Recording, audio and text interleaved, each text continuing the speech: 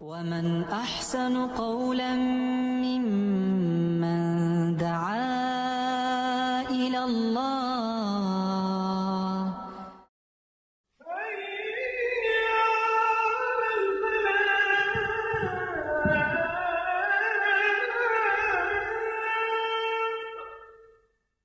أعوذ بالله من الشيطان الرجيم بسم الله الرحمن الرحيم إن الذين قالوا ربنا الله ثم استقاموا تتنزل عليهم الملائكة ألا تخافوا ولا تحزنوا وأبشروا بالجنة التي كنتم توعدون نحن أولياؤكم في الحياة الدنيا وفي الآخرة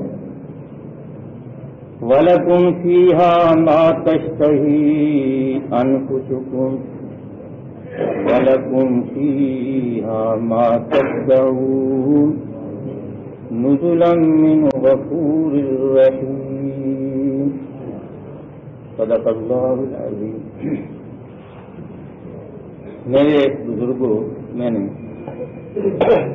سورہ حامیم سجدہ اور یہ 24واں پارہ ہے، اس میں سے 3 ایسے اس وقت میں نے آپ کے سامنے تلاوت کی. اس وقت انتخاب کا مطلب یہ تھا کہ وہ کون سی چیز ہے جو ہماری ایمان کو محفوظ رکھ سکتی ہے، بچا سکتی ہے، یا ہمارے ایمان کے لیے ضمانت بن سکتی ہے. اگر علم کی کمی بھی ہو تو بھی وہ ہمارے ایمان کے لیے ضمانت بن سکے. اس سلسلے میں ایک دفعہ ایک صحابی یمن سے نبی کریم صلی اللہ علیہ وسلم کی خدمت میں پہنچے. انہوں نے عرض کی، یا رسول اللہ، مسافت بہت زیادہ ہے اور راستہ بالکل غیر محفوظ ہے. برسوں کے بعد کوئی قافلہ بنتا ہے کہ جو مدینے تک آتا ہے، اور خدا جانے اتنے عرصے میں تو ایسی بات کی ضرورت پیش آئے کہ آپ سے رابطہ نہ ہو سکے. آپ ایک ایسی جامع بات بتا دیں کہ اگر اس کے بعد ملاقات نہ بھی ہو تو کم از کم اتنا ہو کہ میں اپنے ایمان پر قائم رہ سکوں، میں اپنے ایمان کو محفوظ رکھ سکوں. تو حضور اکرم صلی اللہ علیہ وسلم نے اسے تسلی دیتے ہوئے فرمایا کہ یہ راستے کا غیر محفوظ ہونا، اس کے بارے میں تو سن لو اچھی طرح سے کہ مجھے اس ذات کی قسم جس کے قبضے میں میری جان ہے، جب اسلام اس دنیا پر غالب آ جائے گا اور یہ بہت عنقریب آنے والا ہے، تو میں تمہیں اس بات کے لیے یقین دلاتا ہوں کہ ایک نوجوان عورت سونے سے لگی ہوئی رات کی تنہائیوں میں اکیلے سفر کرے گی اور اسے سوائے اللہ کے کسی دوسرے کا ڈر اور خوف نہیں. یہ اسلام اگر غالب آیا تو یہ دیکھ لو کہ امن کی یہ حالت ہوگی. اس لیے عنقریب یہ راستے جو آج غیر محفوظ ہیں انشاءاللہ بالکل محفوظ ہو جائیں گے. مرد تو مرد رہے، ایک نوجوان عورت سونے سے لدی پھٹی اگر تنہا سفر کرے تو اس کے راستے میں بھی کوئی رکاوٹ نہیں. چنانچہ حضرت عمر رضی اللہ تعالیٰ عنہ کا دور ہے، وہ رات کو باہر نکلے گشت کرنے کے لیے تو بڑے دور سے ایک ہیولا جیسا دکھائی دیتا انہیں نظر آیا، اور آپ نے آگے بڑھے تو دیکھا ایک اونٹ سا آ رہا ہے. حیران ہوئے کہ اس وقت رات کو آدھی رات ہے، کسی کو سفر کرنے کی کیا ضرورت پیش ہے. اور حضور حضرت عمر نے جا کر سیدھا اونٹ کی رسی پکڑ لی اور یہ کہا کہ من، اس اونٹ پر سوار کون ہے؟ تو اونٹ پر سواری نے جو سوار تھا اس نے آگے سے یہ کہا کہ من تو کون ہے، لیکن یہ آواز مرد کی نہیں تھی، عورت کی تھی. حضرت عمر پر دو حیرانگیاں آئیں. ایک تو یہ ہے کہ یہ آواز عورت کی ہے, دوسری یہ حیرانگی ہوئی کہ میں سے پوچھتا ہوں تو کون ہے, یہ مجھ سے پوچھتی ہے تو کون. تو حضرت عمر نے پوچھا کہ تو کیا کہنا چاہتی ہے, کیوں پوچھتی ہے؟ تو وہ عورت یہ کہتی ہے کیا امیر المومنین عمر زندہ ہیں یا فوت ہو گئے, میں اس لیے پوچھنا چاہتی ہوں. حضرت عمر فرماتے ہیں میں اور حیران ہوں. میں نے کہا تیرا کیا مطلب ہے اس سے؟ کہا میرا مطلب یہ ہے کہ اگر عمر زندہ ہے تو خدا کی قسم یہ اونٹ کی رسی پکڑنے والا عمر ہے, اور اگر عمر فوت ہو گیا تو پھر مجھے کسی پر گلا کوئی, اس لیے کہ اس کی موجودگی میں یہ اونٹ کی رسی کوئی نہیں پکڑ سکتا. پوچھا کہاں سے آئی ہو, اس نے کہا سنا سے, اور یہاں تک میرا کوئی کام. فوراً حضرت عمر کے ذہن میں یہ بات آئی, یہ جو اس یمنی کو حضور نے بتایا تھا کہ خدا کی قسم ایک تنہا تنہا نوجوان عورت سونے سے لدی ہوئی رات کی تنہائیوں میں سفر کرے گی, اسے سوائے اللہ کے کسی دوسرے کا ڈر نہیں. اور آپ یہ فرماتے ہیں اللہ تیرا شکر ہے کہ تیرے نبی کی بات کانوں سے سنی اور آج آنکھوں سے دیکھی, اور بالکل انہی لفظوں میں دیکھی کہ جن لفظوں میں حضور اکرم صلی اللہ علیہ وسلم نے فرمایا. چنانچہ یہ شخص جس نے یہ سوال کیا تھا اس نے یہ کہا کہ یہ راستے غیر محفوظ ہیں, تو یا رسول اللہ کو ایک ہی بات کریں. تو حضور اکرم صلی اللہ علیہ وسلم نے اسے فرمایا کہ انتؤمن باللہ, ایک ہی بات اگر جاننا چاہتے ہو جو ساری زندگی کے لیے کافی ہے وہ یہ ہے کہ اللہ پر ایمان لے آؤ, تم مستقیم, پھر اس پر ڈٹ جاؤ, اس پر قائم. بس اس کے بعد اور کسی بات کی ضرورت نہیں. قرآن کریم کی یہ آیتیں جو میں نے پڑھی ہیں اس کے اندر بھی یہی بات ہے, ان الذین قالوا ربنا اللہ, وہ لوگ جو یہ کہتے ہیں کہ اللہ ہمارا رب ہے, ثم استقاموا, پھر وہ اس پر ڈٹ جاتے ہیں, اس پر قائم رہتے ہیں. آگے چل کر ان کی وہ فضیلت بیان کی. گویا اللہ کو رب کہنے کے بعد اندازہ ایسا ہوتا ہے کہ دنیا کے اندر انسان کے لیے یا یہ بات کہنے والے کے لیے کوئی ایک قسم کی آزمائش نہیں, بے شمار آزمائشیں اس پر آتی ہیں تاکہ اسے جانچیں اور پرکھیں کہ یہ شخص جو اللہ کو اپنا رب کہتا ہے اس کے اندر سچا ہے یا جھوٹا ہے. اگر وہ قائم رہ کے یہ بتا دے سچا ہے تو اس دنیا کے سارے راستے اس کے لیے کھول دیے جاتے ہیں, وہ اپنی منزل مقصود پر پہنچ جاتا ہے. اور اگر یہ دو تین ہی آزمائشوں میں پیچھے رہ جائے تو اس کے لیے کوئی راستہ باقی نہیں رہتا کہ اس ایمان والے راستے پر چلنا ہر آدمی کے بس کی بات نہیں. اسی بات کو اگر آپ سمجھنا چاہیں تو قرآن کریم ایک اور جگہ کہتا ہے حسب الناس ان یترکوا ان یقولوا آمنا وہم لا یفتنون, لوگوں نے کیا یہ سمجھ رکھا ہے کہ آمنا کہا تو بس جنت کے سارے دروازے کھل جائیں گے, ہر طرف کی نعمتیں دوڑتی ہوئی آ جائیں گی. قرآن یہ کہتا ہے وہم لا یفتنون, یہ آمنا کہنے کے بعد پہلے ان کا امتحان لیا جائے گا کہ تم سچے ہو یا جھوٹے ہو. اگر تم اپنا سچا ہونا ثابت کر دو تو پھر دروازے کھلیں گے.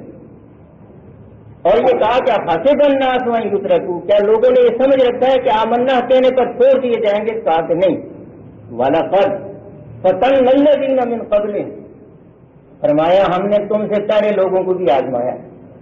جس نے آمنا کہا اس نے اپنے آپ کو بڑی آزمائش اور امتحان کے اندر لا ڈالا. اور یہ فرمایا فَلَيَعْلَمَنَّ اللَّهُ الَّذِينَ صَدَقُوا وَلَيَعْلَمَنَّ الْكَاذِبِينَ, یہ اس لیے کہ اللہ اس دنیا کے اندر ظاہر کرنا چاہتا ہے کہ سچا کون ہے اور جھوٹا کون ہے, تاکہ اہل ایمان کے ساتھ دوسرا کوئی نہ رہ سکے. پھر ایک اور مقام پر قرآن یہ کہتا ہے ام حسبتم ان تدخلوا الجنہ, کیا تم نے یہ گمان کر رکھا ہے بس اتنا کہنے میں تم جنت میں داخل ہو جاؤ گے؟ ولما یاتکم مثل الذین خلو من قبلکم, اور جب کہ ہم نے تمہارے سامنے پہلے لوگوں کی مثالیں بیان کی. مستہم الباساء والضراء, ان کو دنیا کی تکلیفوں اور مصیبتوں نے آ کے پکڑا, جھنجھوڑ ڈالا, اور اس طرح سے جھنجھوڑ ڈالا کہ حتیٰ زلزلوا, ہلا کے رکھ دیے گئے. یوں سمجھتے تھے کہ ہمارے لیے ٹھکانا ہی زمین کے اندر کوئی نہیں, کوئی ٹھہرنے کی جگہ ہی نہیں ہے.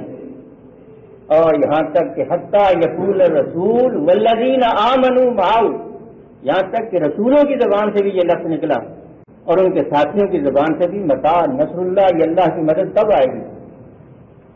تو فرمایا کہ اتنے امتحانوں کے اندر وہ کامیاب نکلے اور پھر بھی انہوں نے ایمان کا راستہ نہ چھوڑا، تو ہم نے کہا لا ان نصر اللہ قریب، یقین جانو اللہ کی مدد ساتھ ہے تمہارا۔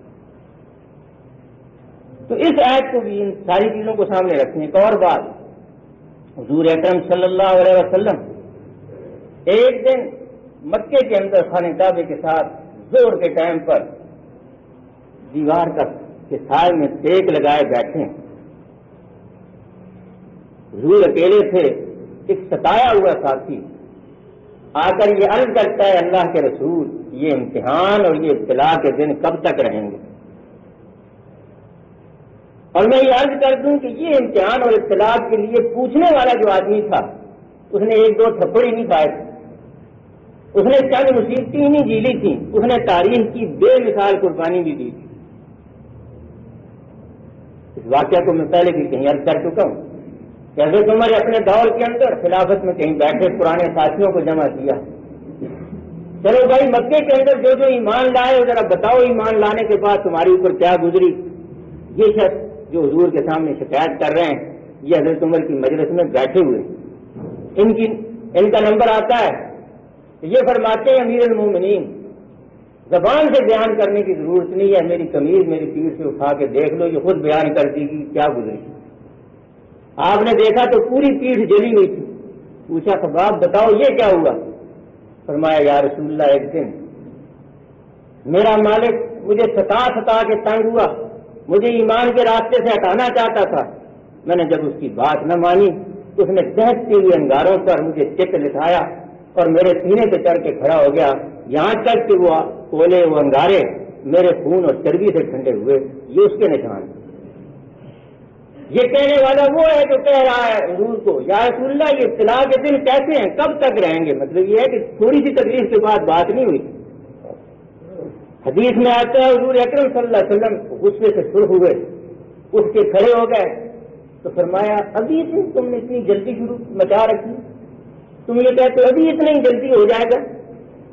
یاد رکھو تم سے پہلے جو اس راستے پر چلے تھے خدا کی قسم لوہے کی کنگھیوں سے ان کے جسم سے گوشت نوچ کر الگ کر دیے گئے تھے اور ان صرف ہڈی کے ڈھانچے چھوڑ دیے گئے، لیکن اللہ کے راستے سے یہ تکلیف بھی انہیں نہ ہٹا سکی۔ تم سے پہلے وہ لوگ بھی تھے کہ جن کے زندہ انسانوں کے سروں پر آرے رکھ کے دو ٹکڑے کر کے رکھ دیے گئے اور اللہ کے راستے سے وہ چیز بھی ان کو نہ ہٹا سکی، تم ابھی سے تکلیف محسوس کرتے۔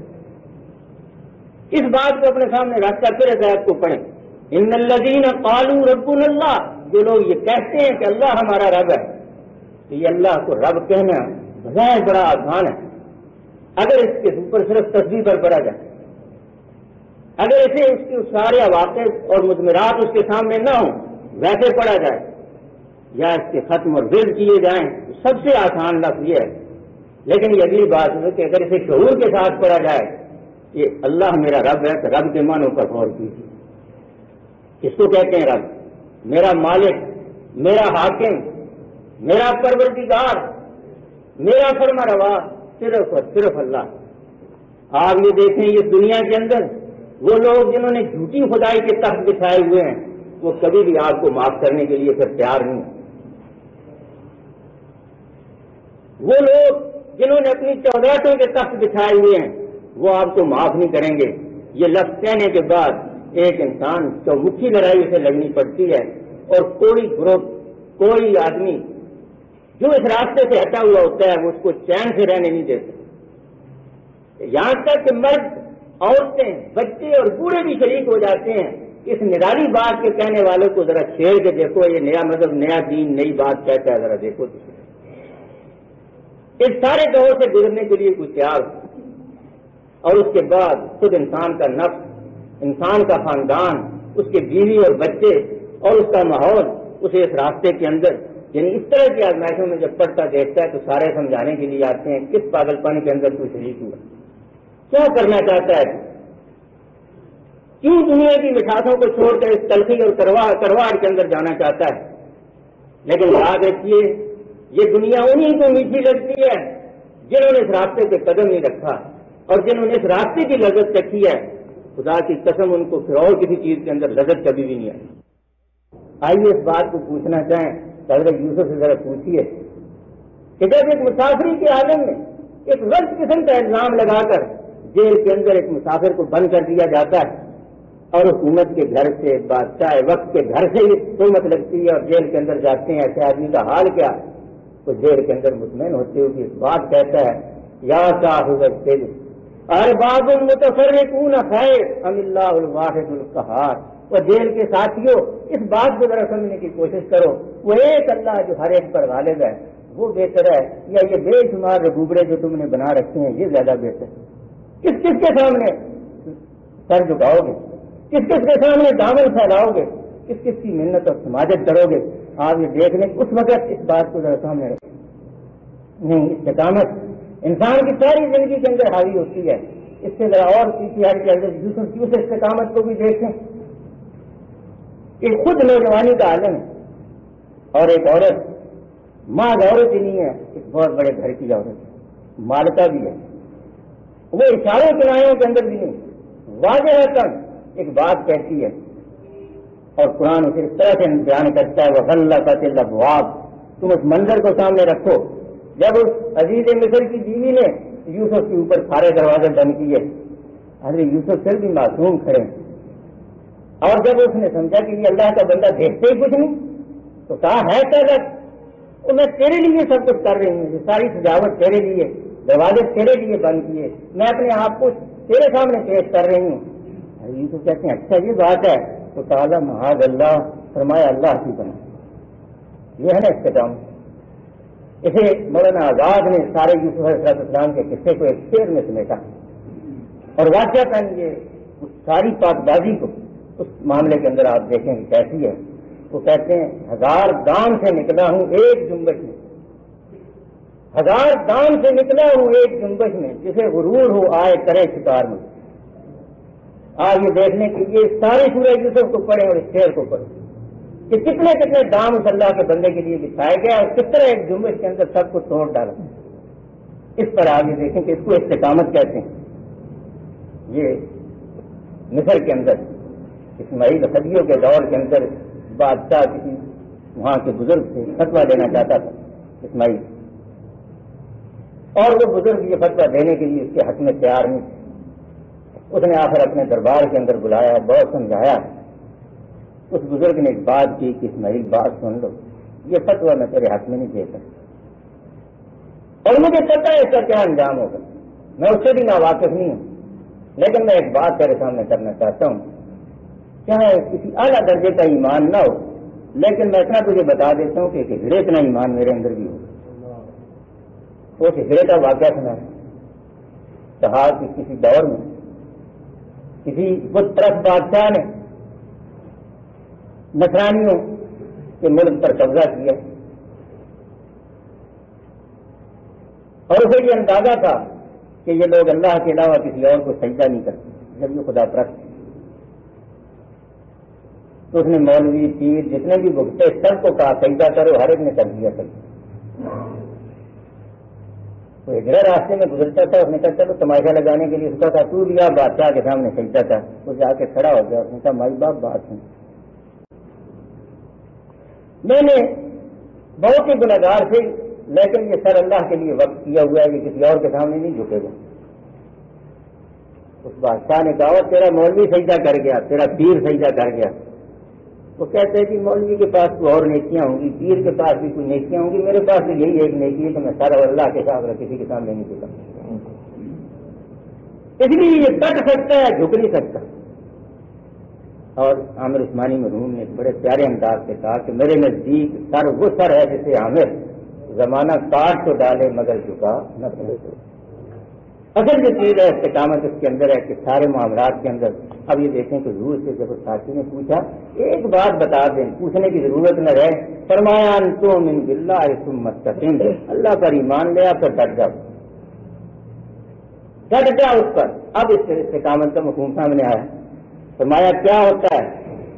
اس استقامت کے دوران آدمی پر عجیب عجیب باتیں ہوتی ہیں، لیکن اس راستے پر چل کر کوئی دیکھ مولانا مودودی رحمہ اللہ نے بڑی پیاری بات لکھی ہے قرآن کے سمجھنے کے بارے میں. کہا کہ یہ دنیا کی تصنیف کسی انسان کی تو ہے نہیں، اللہ کی. اگر ایسے دنیا کی کتابوں کی طرح الفاظ کی شرح و بس میں اور فلسفوں کے اندر کوئی سمجھنا چاہے تو اس کی کوئی بات کسی کے پڑے نہیں پڑے. مثلا بڑا آرام دہ کمرہ ہو، آرام دہ کرسی ہو، ٹانگ پہ ٹانگ رکھ کے بہت سی تصویریں رکھ کے آدمی بیٹھ جائے اور اس بات کو سمجھنا چاہے کہ بدر کے اندر 313 مسلمان جن کے پاس کھانے کے لیے کچھ نہیں تھا، جن کا ٹھکانا ٹھیک نہیں تھا، جو پیچھے سے 313 کے بعد 14 ان کا پیچھے کوئی بھی نہیں تھا، وہ 1000 کے لشکر پر جو ہر طرح سے لیس اور پیچھے ان کی بڑی برادری اور طاقت اور قوت تھی، وہ کیسے غالب ہے؟ آپ بتائیں کیا دنیا کا کوئی فلسفہ آدمی کو مطمئن کر سکتا ہے کہ ایسا ہو سکتا ہے؟ اس لیے انہوں نے فرمایا کہ یہ کتاب اس طرح سے کبھی بھی سمجھ میں نہیں آئے گی. یہ کتاب عمل ہے. آپ اس راستے پر چلیں، دیکھیں یہ اپنی ساری تفسیریں کرتی ہے. آپ کو کئی بدر راستے میں ملیں گے، کئی احد راستے میں ملیں گے، کئی حدیبیہ راستے میں ملیں گے، لیکن شرط یہ ہے کہ کرسی پر نہ بیٹھیے، چلیے اس راستے دیکھیے، آپ کے لیے سارے مسئلے حل ہوتے چلے جاتے ہیں. چنانچہ یہی وہ بات ہے کہ اسے دیکھنے کے لیے کہ واقعتاً قرآن یہ کہتا ہے کہ جو اللہ کے راستے میں کھڑا ہو جاتا ہے تو پھر کیا ہوتا ہے؟ فتنزل، یہ ہے کہ فرشتے اترتے رہتے علیہ اس پر. یہ فرشتوں کا نزول. اب یہ ہے کہ میں اور آپ کیسے سمجھیں جب ہم نے اللہ کے راستے میں ایک گال بھی نہ کھا لی، ایک پتھر بھی نہ کھایا ہو، ایک خون کا قطرہ بھی اس راستے پر نہ گرا ہوا، تو یہ نزول ملائکہ ہماری سمجھ میں کیسے آئے؟ آئیے ذرا جیل میں یوسف علیہ السلام کی طرح بیٹھ کر بات کریں، پھر وہاں بات سمجھ میں آئے گی. یا ان لوگوں کو کسی اس راستے میں گئے تو اس بزرگوں کے واقعات بھی پڑھے ہیں کہ حقیقت آدمی حیران ہوتا ہے.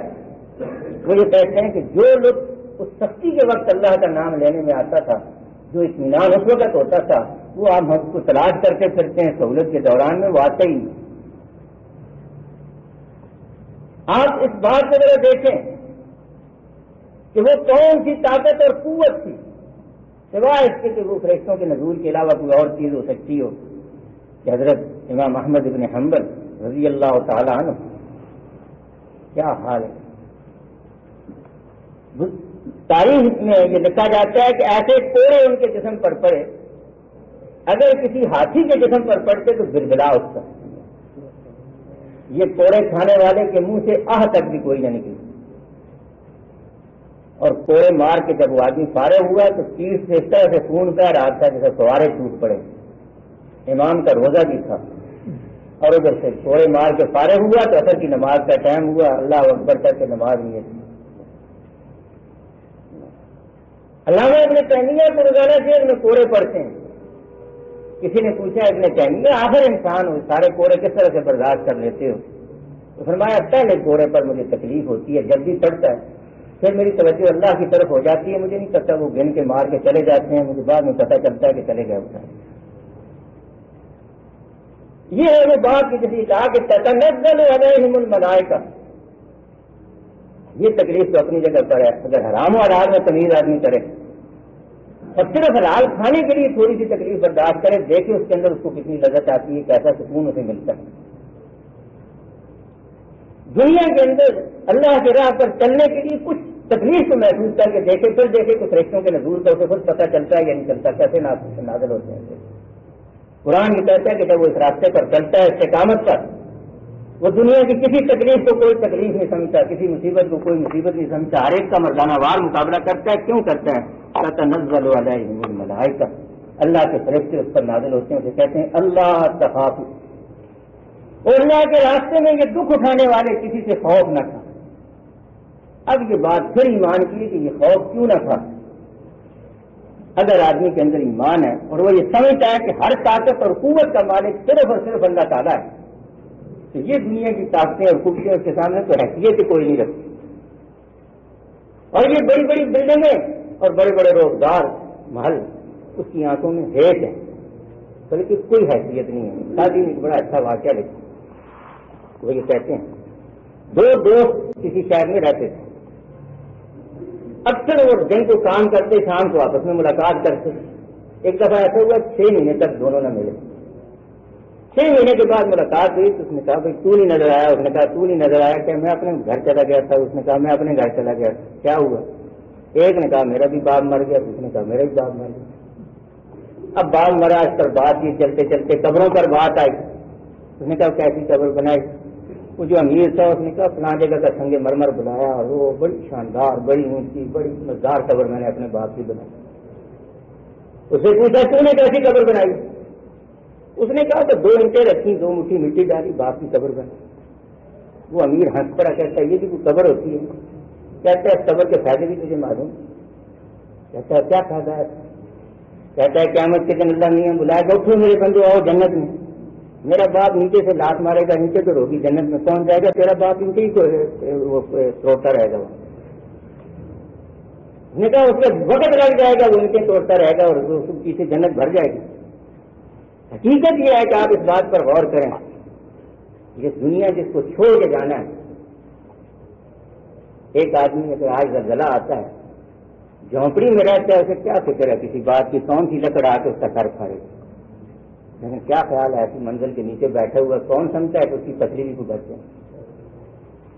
یہ تو دنیا کے اندر بھی عذاب ہے، اور آخرت کا تو اس میں معاملہ اور بھی زیادہ ہے. شاہ جی نے ایک واقعہ لکھا، وہ یہ کہتے ہیں کسی نے سلطان محمود سبکتگین کو قبر کے اندر دیکھا کہ سارا جسم اس کا گل سڑ گیا، آنکھیں اس کی بالکل کوری ہیں اور چل رہی ہیں. کسی نے پوچھا شادی سے یہ کیا ہو سکتا ہے؟ کہتا ہے وہ دنیا میں بڑی دولت چھوڑ کے گیا ہے، باقی جسم تو اس کا مٹی کے حوالے ہو گیا، آنکھیں اب بھی پیچھے لگی ہوئی ہیں، کون کس طرح استعمال کر رہا ہے، میں نے تو بڑی محنت سے جمع کی. اس لیے آپ یہ دیکھیں کہ یہ چیز ایک مومن کے ذہن میں یہ محل اور یہ بڑی بڑی دولت اس کے ذہن کو کوئی متاثر نہیں کرتی، اس لیے کہ اس کا انجام اسے پتا ہے. اس نے اس حقیقت کو پا لیا، اس لیے انہوں نے بھوکے پیٹوں سے، انہوں نے پھٹے پرانے کپڑوں سے، انہوں نے گھاس کے چپلوں سے، انہوں نے زنگ آلود تلواروں سے، انہوں نے ٹوٹے ہوئے ڈنڈوں سے دنیا کو فتح کیا. اور اس کے مقابلے میں ہاتھی بھی گئے اور بڑے بڑے لشکر بھی گئے جو ان کے سامنے یہ کوئی چیز حیثیت ہی نہیں رکھتی. سعد ابن ابی وقاص قافیہ کے میدان میں پہلی دفعہ 27 ہاتھیوں کا جرار لشکر سامنے آیا، انتہائی جرار قسم کے جو مسلمان تھے انہیں منتخب کیا گیا، لیکن ان کے کچھ گھوڑے بھج کے اکھڑ گیا. حضرت سعد بیمار ہیں، پاؤں میں چوٹ ہے، بالا خانے سے دیکھ رہے ہیں، ایسے معاملہ الٹا ہے، فوراً حکم دیتے ہیں نیچے اتر جاؤ، اپنی تلوار سنبھال لو اور ان کے جو ہیں سون جو ہیں کاٹ ڈالو. آگے دیکھیں انہوں نے گھوڑے چھوڑے، 2-4 کے سون جو کاٹے تو دوسروں نے دوسروں کو مارا، یہ ہاتھی والے بھاگ پڑے سارے. 2 ہاتھی اتنے سخت ہیں کہ جو ان کے مانے ہوئے ہاتھی تھے، جنگ کے اندر آزمائے ہوئے، وہ ڈٹ گئے، ان کے قریب نہیں جایا جاتا. تو آپ فرماتے ہیں کہ ایسا کریں کہ اس کی آنکھ کو نشانہ بنائیں. ایک کی آنکھ کو نشانہ بنایا، اسے اتنی تکلیف ہوئی کہ سواری کو نیچے پھینکا اور خود دوسرے ہاتھیوں کو اس نے بگا دیا. اصل جو چیز ہے وہ یہ ہے ایمان، کہ آدمی جب اس کے راستے پر چلتا ہے کہ یہ ساری چیزیں، یہ طاقت، یہ خوف سے وہ ڈرتا ہے کہ جو اس کی حقیقت کو نہ جانے، ان چیزوں سے یہ مرعوب ہوتا ہے. حضرت عبادہ ابن تو دوسروں نے دوسروں کو مارا، یہ ہاتھی والے بھاگ پڑے سارے. 2 ہاتھی اتنے سخت ہیں کہ جو ان کے مانے ہوئے ہاتھی تھے، جنگ کے اندر آزمائے ہوئے، وہ ڈٹ گئے، ان کے قریب نہیں جایا جاتا. تو آپ فرماتے ہیں کہ ایسا کریں کہ اس کی آنکھ کو نشانہ بنائیں. ایک کی آنکھ کو نشانہ بنایا، اسے اتنی تکلیف ہوئی کہ سواری کو نیچے پھینکا اور خود دوسرے ہاتھیوں کو اس نے بگا دیا. اصل جو چیز ہے وہ یہ ہے ایمان، کہ آدمی جب اس کے راستے پر چلتا ہے کہ یہ ساری چیزیں، یہ طاقت، یہ خوف سے وہ ڈرتا ہے کہ جو اس کی حقیقت کو نہ جانے، ان چیزوں سے یہ مرعوب ہوتا ہے. حضرت عبادہ ابن اس کو سردار کیسے بنایا؟ کہا کہ ہمارے یہاں رنگ سے بات نہیں بنتی، ہمارے یہاں علم اور فکر اور سمجھ سے بات بنتی. یہ ہم میں سب سے زیادہ نیک اور سب سے زیادہ سمجھدار ہے. کیا کر بات؟ وہ جب بات کرنے کے نیزہ ہاتھ میں پکڑا ہوا ہے، اس کی ساری قالینوں کو چیرتے ہوئے ساتھ جا کر بیٹھ گئے. ایسے یہ آداب ہی سے واقف نہیں، میں بادشاہ ہوں. اس نے کہا ہم تو نے جو سبق پڑھا اس میں یہ ہے کہ سارے انسان برابر ہوتے ہیں. اس نے یہ سارا دربار سجایا روب جمانے کے لیے، لیکن یہاں جو بات ہے کہ جس شخص نے اللہ پر ایمان رکھا ہے اس پر یہ چیزیں کیسے روب جما سکتی ہیں؟ اس لیے فرشتوں سے کہتے ہیں اللہ تخافو، نہ ڈر بھائی کسی سے، کوئی خوف نہ کھا۔ اس لیے خوف آدمی تب کھاتا ہے کہ جب ان کی حقیقت سے ناشنا ہوتا ہے، اور ایمان وہ دولت ہے جو آدمی کو حقیقت سے آشنا کر دیتی ہے۔ دوسری بات فرشتوں سے کہتے ہیں لا تحزنوا، غم بھی نہ، ہم ہمیشہ اس چیز پر کھایا جاتا ہے کہ جو آدمی سے ضائع ہو جاتی ہے۔ ایمان ایک ایسا راستہ ہے جس میں آدمی کا ضائع کچھ نہیں ہوتا، بلکہ جو اس راستے میں صرف ہوتا ہے وہی دراصل آدمی کا سرمایہ ہوتا ہے۔ مثلا حضور اکرم صلی اللہ علیہ وسلم فرماتے ہیں مومن کی شان ہی عجیب ہے، وہ مر جائے تو بھی بہت بڑا، اور اگر زندہ بچ جائے تو بھی بڑا ہے۔ اس میں مرنے بھی کامیابی اور اس میں زندہ رہنا بھی کامیابی ہے نہیں، بلکہ مسلمان کے سامنے جو تصور ہوتا ہے وہ یہ ہے کہ جس کے سامنے موت اس کو زندگی سے زیادہ عزیز ہوتی ہے۔ انسان میں اصل طاقت اور قوت پیدا کرنے والی چیز یہی ایمان ہوتا ہے۔ اسے پتہ ہے کہ مر کے کامیاب ہونا ہے، زندہ رہنے میں پھر خطرہ ہے، اور آج یہ موقع جو ملا ہے اسے کیوں نہ فائدہ اٹھا لیں۔ اور آپ یہ دیکھتے ہیں کہ جب اس طرح کا معاملہ ہو جو موت کو خود لگ بیٹھتا ہے، وہ باطل سے ہراساں کیا ہو۔ باطل اسی وقت تک کسی پر روک ڈالتا ہے کہ جب کسی کو زندگی پیاری ہو۔ یہاں مسئلہ یہ کہ زندگی پیاری نہیں ہے، موت پیاری ہے، اس راستے کی موت پر ساری زندگیاں قربان کی جا سکتی۔ بلکہ ایک واقعہ یہ آتا ہے کہ دفعہ حضور اکرم صلی اللہ علیہ وسلم اپنے ساتھیوں سے پوچھا، دو ساتھی آ کر بیٹھے، تیرے بیٹے کتنے؟ اس نے کہا یا رسول اللہ ایک۔ گھوڑے کتنے؟ دو۔ تیرا تو گائے بھینس بکری بتائیں۔ تو ساتھ جو دوسرا آدمی بیٹھا ہوا تھا اس نے کہا یا رسول اللہ مجھے افسوس ہے کہ اس آدمی نے جھوٹ بولا۔ فرمایا اچھا اس نے جھوٹ بولا ہے، کیوں بھائی؟ اس نے کہا یا رسول اللہ ایسا ہو سکتا ہے کہ جھوٹ بولوں اور آپ کے سامنے، یہ تو نہیں ہو سکتا۔ ہاں ایک بات یہ ہے کہ میری بات اور جو میں نے آپ سے کی ہے وہ میرے بھائی کو سمجھ میں نہیں آتی۔ آپ نے پوچھا میرے بیٹے کتنے ہیں؟ میں اپنا بیٹا اس کو سمجھتا ہوں جو اللہ کے راستے میں شہید ہو چکا ہے۔ میرا گھوڑا وہ جو ہے اللہ کے راستے میں کام آ چکا ہے، اور میری گائے بکری بھینس وہ ہے جو اللہ کے راستے میں کام آ چکی ہے۔ جو بچا ہوا ہے وہ تو میرے وارثوں کا، میرا تو اس کے اندر کچھ بھی نہیں۔ اب آپ بتائیں کہ ہمارا وقت وہ وقت جو اللہ کے راستے میں لگ جائے، پیسہ وہ پیسہ جو اللہ کے راستے میں لگے، محنت وہ محنت جو اللہ کے دین کو دنیا کے اندر سربلند کرنے کے اوپر لگ جائے، اس میں ہمیں غم کھانے کی کیا ضرورت ہے؟ اس راستے کے اندر اگر آدمی کا ایک خون کا قطرہ بھی کام آ جائے تو یہ ساری زندگی پر بھاری۔ اس لیے فرشتے اسے آ کر کہتے ہیں لا تحزنوا، تیرا نقصان ہی کچھ نہیں ہوتا، کل کس بات پر کھانا ہے۔ اور اسے کہتے ہیں وابشروا بالجنۃ التی کنتم توعدون، فرشتے اسے خوشخبری دیتے ہیں اس جنت میں جا کہ جس کی تیرے ساتھ وعدے کیے گئے ہیں۔ اب یہ جنت بھی یہاں بیٹھ کے روٹیاں توڑتے ہوئے تو ہمیں نہیں سمجھ میں آئے گی، سکون اور اطمینان کی زندگی گزارتے ہوئے تو ہمیں نہیں سمجھ میں آئے گی۔ آئیے اس راستے میں چلیں، دیکھیں جنت کی خوشبو آتی ہے کہ نہیں آتی۔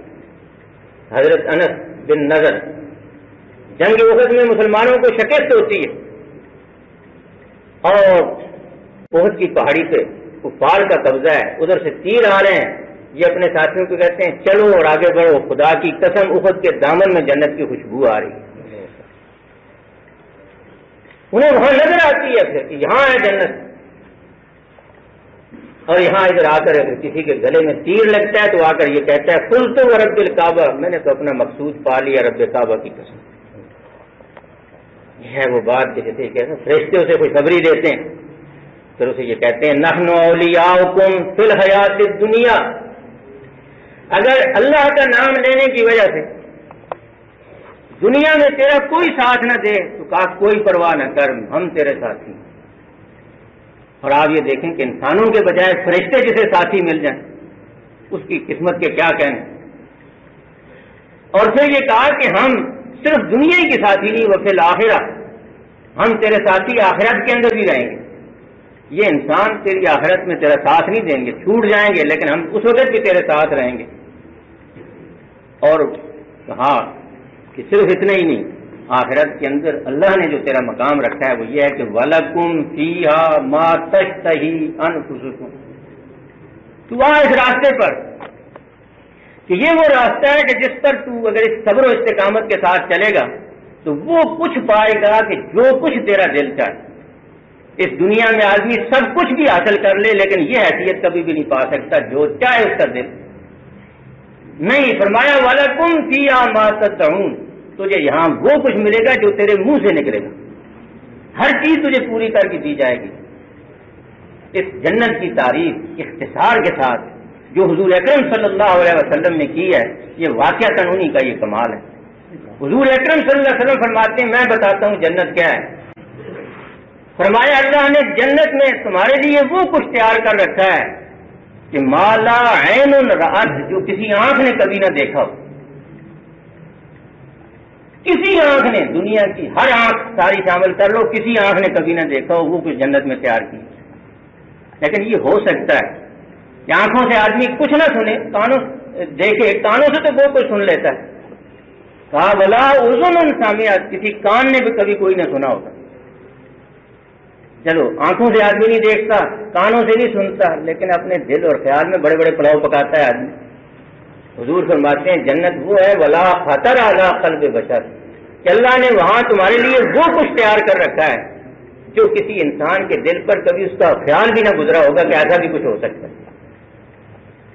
اس سے آپ یہ اندازہ کریں کہ کیا ہے وہ جنت.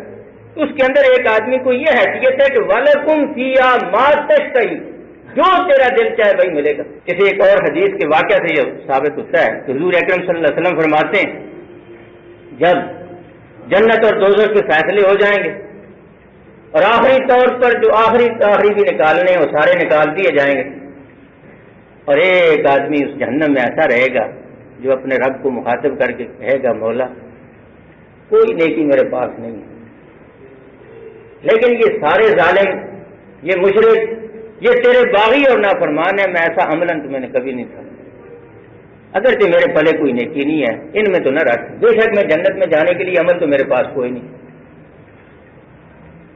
اللہ تعالیٰ فرمائیں گے چل اگر میں تجھے نکال دیتا ہوں یہاں کہاں رکھوں, کیا وہ جنت سے درخت ہے, اس کا سایہ باہر آ رہا ہے, نہ صحیح جنت میں سائے کے نیچے بیٹھ جاؤں گا, اس سے تو نکل جاؤں. اللہ فرماتے ہیں تو قسم اٹھا کر اس کے بعد اور کچھ نہیں مانگے گا. اس نے کہا تیری ذات کی قسم یہاں سے نکال کر کوئی بات بھی نہیں کروں.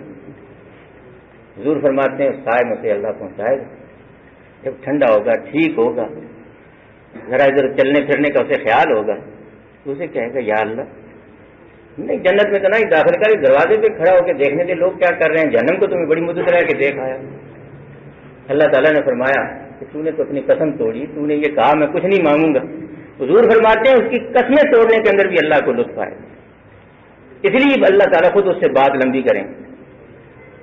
جب تو کہے گا یا اللہ ٹھیک ہے تیری ذات کی قسم آئندہ کچھ نہیں مانگوں, دیکھ تو جنت کے دروازے کو دیکھے گا سنے گا, پھر یہ کہے گا یا اللہ یہ باہر سے تو اتنا لطف نہیں آتا اگر اندر دیکھ لیں گے. پھر قسمیں اٹھا کے پھر جائے گا. اب جو نکلنے کا ٹائم آئے گا تو اللہ تعالیٰ سے پوچھے گا نکل, تو کہتے ہیں یا اللہ اس کونے میں کہیں بیٹھنے سے کیا ہے, مجھے نکال کے کیا کرے گا. اللہ تعالیٰ فرمائیں گے کیا جگہ پسند کر, وہ ادھر ادھر گھومے گا, وہ کہے گا یا اللہ اتنا لیٹ تو نے بھیجا, لوگوں نے قبضے کر رکھے, میرے لیے تو جگہ ہی کوئی نہیں. اللہ تعالیٰ اس سے خود رہنمائی فرمائیں گے فلاں طرف چلا جائے, وہ جائے گا. فرمایا کر قبضہ کتنا کرتا, کرے گا قبضہ. فرمایا اور قبضہ کر, پھر قبضہ کرے گا. فرمایا اور کر قبضہ, پھر کرے گا, کہے گا یا اللہ اور کچھ نہیں. حضور فرماتے ہیں یہ 3 دفعہ کے کہنے سے جتنی جگہ پر اس نے قبضہ کیا اللہ تعالیٰ 10 گنا اور زیادہ اسے دے گا. یہ آخری جنتی ہے. حضور فرماتے ہیں میں اسے جانتا ہوں جو یہ جائے گا. اس سے آپ یہ اندازہ لگا لیں کہ یہ ہے وہ جنت. اس جنت پر اگر ہم اس جنت کو اس دنیا پر قربان کر دیتے ہیں تو کتنا خسارے کا سودا ہے. یہ وَلَكُمْ فِيهَا مَا تَشْتَهِي أَنفُسُكُمْ, تمہارا جو دل چاہے وہی ملے گا اس کے اندر, نہیں تمہارے منہ پر جو آئے ملے گا. یہاں ایک بات ہے کبھی ذہن میں آ سکتی ہے, ہم جب اپنی خواہشوں کو سمجھتے ہیں ایک دنیا پر بھی قبضہ ہو جائے کبھی اور ملے تو ہمارا یہ حال وہاں کیسے ہوگا, اور یہ اتنا دیا کس طرح سے جائے گا. اس کے لیے قرآن نے ایک لفظ بولا اور حد کر دی کہ سارے جواب اس کے اندر دے دی. فرمایا نزلا من غفور الرحیم, یہ سب کچھ اس لیے ملے گا کہ اس دن تم مہمان ہوگے اللہ کے اور اللہ تمہارا میزبان ہوگا. اور ہمیشہ میزبان اپنے مہمان کی خدمت اپنی حیثیت کے مطابق کرتا ہے. دنیا میں یہ حیثیت کسی آدمی میزبان کو یہ حاصل نہیں ہے کہ وہ جو اس کی مرضی ہو دے دے. اللہ کو یہ حیثیت حاصل ہے کہ جو مانگے اس سے وہاں سب کچھ حاصل کر دیا جائے. اس لیے کہ تمہارا میزبان اللہ ہوگا. اور اللہ بھی کون؟ یہاں دو صفتیں بیان کی گئی. غفور، دینے میں جسے خوشی محسوس ہوتی ہے.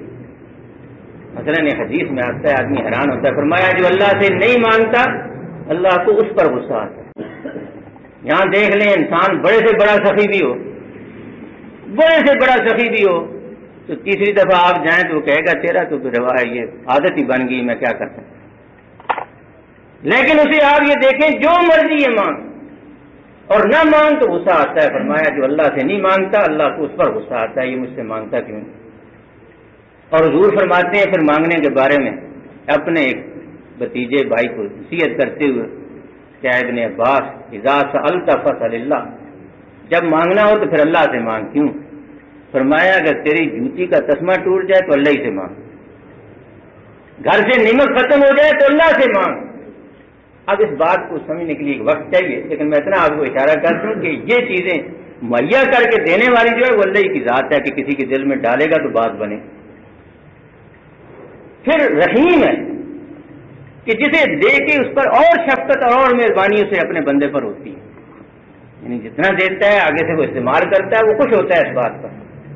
تو آپ نے یہ دیکھا کہ استقامت سے دین، ایمان کے اندر استقامت، اس کا یہ اجر اور یہ مقام ہے. تو حضرات جن لوگوں نے یہ استقامت دکھائی انہوں نے اپنی دنیا بھی بنائی اور انہوں نے اپنی آخرت بھی بنائی. ان کی دنیا بھی اتنی بنی کہ صحابہ میں سے بہت سے لوگ یہ کہتے ہوئے سنیں گے کہ ہم جب ان دنیا کی نعمتوں کو آج اپنے اوپر کھلا ہوا دیکھتے ہیں تو ہمیں یہ ڈر محسوس ہوتا ہے کہ یہ جنت کے وعدے سارے ہمارے ساتھ یہاں ہی کہیں پورے کر دیے گئے. اور اگر آدمی استقامت نہیں دکھاتا تو پھر اس کی جو صورت حال ہے وہ وہی ہے جو آج ہماری ہے کہ نہ ایمان اور نہ اس پر کوئی استقامت، نہ دنیا کی کوئی راحت، نہ اور آخرت تک تصور ہی آپ نہیں کر سکتے کہ جن کا حال دنیا کے اندر یہ ہو آخرت میں کیا ہو. اس لیے اس راستے کو حاصل کرنے کے لیے، اس کامیابی کو حاصل کرنے کے لیے، اس کامیابی کو پا لینے کے لیے ایک ہی راستہ ہے، وہ یہ ہے کہ اللہ پر ایمان لانے کے بعد پھر اس پر ڈٹ جائیے، قائم رہیے. اور دنیا کا کوئی چکر، دنیا کی کوئی محبت، دنیا کا کوئی خوف، دنیا کی کوئی لالچ، دنیا کا کوئی گناہ پھر ایمان کے راستے سے آدمی کو ہٹا نہ سکے. اللہ مجھے اور آپ کو توفیق.